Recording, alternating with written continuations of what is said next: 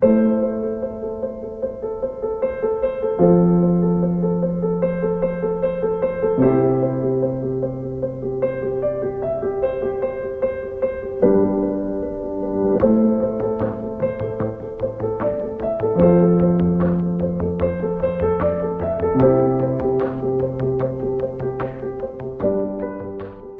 and inclusion is a really important topic at the moment. It's at the forefront of everybody's minds, and we need to keep our foot on the pedal and make sure that this topic that has been undercover for such a long time actually continues to move forward and eventually becomes a topic that nobody has to specifically discuss. Everybody deserves the right to an equal opportunity to be active, to be healthy, to live a balanced lifestyle, and having a disability or being from an ethnic minority group should not have any barriers put in your way because of that. I've been very lucky to really belong and therefore thrive in sport, and I want every person to be able to do the same. But the trouble is, many of us love sport, and therefore it's hard to see what other people see about it that isn't our view. The world is a complex place at the moment, and many of us understand how sport can bring people together like nothing else can. Racism has been a long-standing issue in society, and unfortunately it's been present inside of sport as well. And I understand how it can make people feel. This is more important than ever because actually we are probably more prepared than ever to admit where we haven't had these conversations, where we haven't really reflected upon our practice. And it's all well and good saying sport is for all, but then when sport isn't actually made for all, it requires a lot of individualized reflection, but also a collective effort. The identity of our workforce is more important than ever. People are no longer just job titles, but individuals. And this provides us with the opportunity to create authentic, high-performing teams rather than groups of elite individuals who just work alongside one another. But the only way that we can gain this is for us to really understand the relationship between diversity and inclusion. Now is the time to gear up and place a renewed focus on how sports organisations can ensure that they are doing all they can to create an environment in which everyone feels welcomed and valued.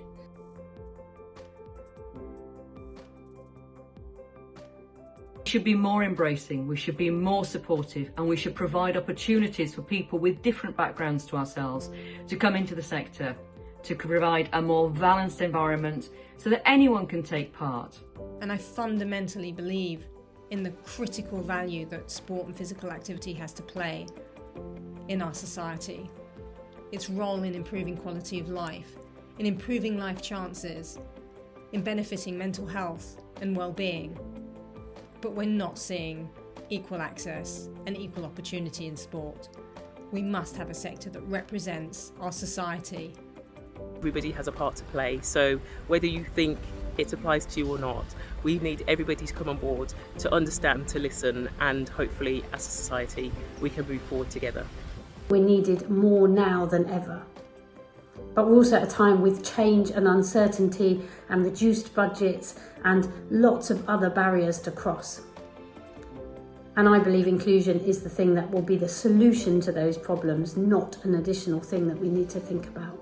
For me, the reason I decided to speak out as much as I have been is because there's been so much momentum gained over the last year or so after all of the protests and everything that went on.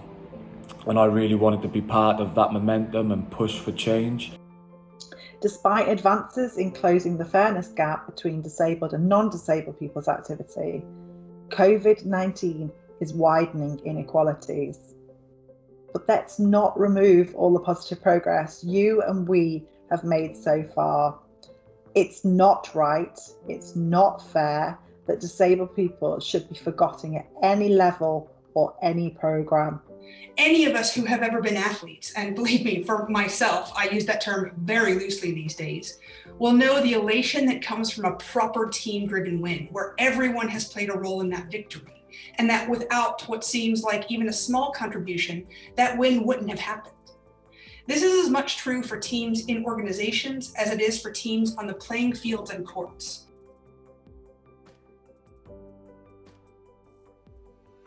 We know what the the situation is when it comes to inequalities in sport.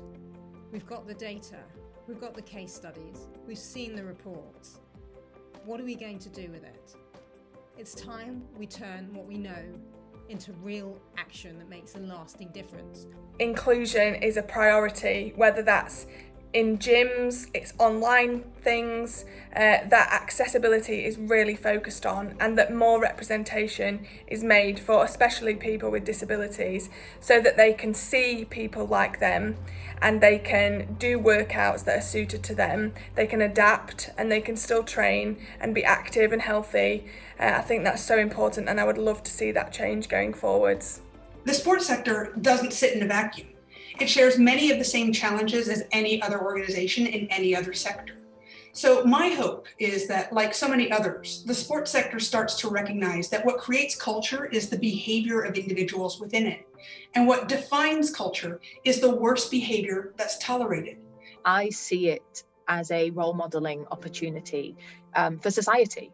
Sport matters to British society, to UK society, to the world. I'd love to see teams and organisations being more proactive in how they address racism, especially on the educational front, and using the huge influence that they are within their communities to send a real positive message and educate about racism. It's really important that the Alliance supports our members, both with a listening ear, with further discussion forums, but also with action, to make sure that the sector is more balanced, is more open, and is more inclusive in the future.